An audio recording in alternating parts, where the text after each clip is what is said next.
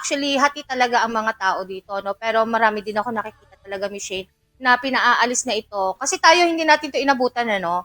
Yung Hindi. pagkakaroon ng senior high. So, yun, malaking factor pa rin po kasi sa totoo lang kasi sa paghahanap ng trabaho, Miss Shane, ng mga credentials, na hinahanap din kasi graduate din ng kolehiyo.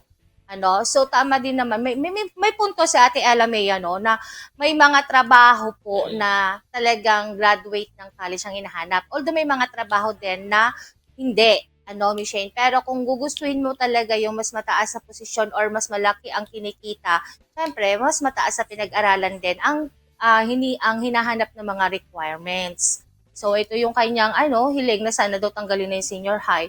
Well, let's see po kasi, syempre, Nag-aaralan pa naman yan, oo, depende biglang Jovi, na dyan. mula daw sa parang 15 subject ay gagawin na lamang From itong 5. 15 to 17 subjects ay gagawing 5.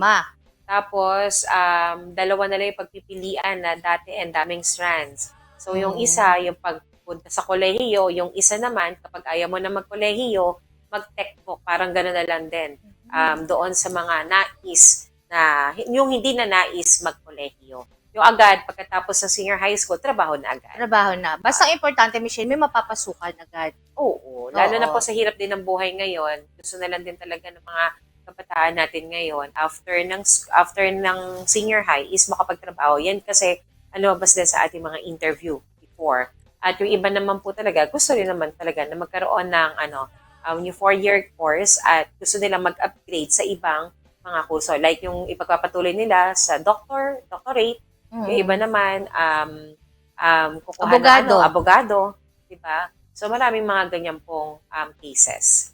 At depende naman po yan sa ating mga kabataan.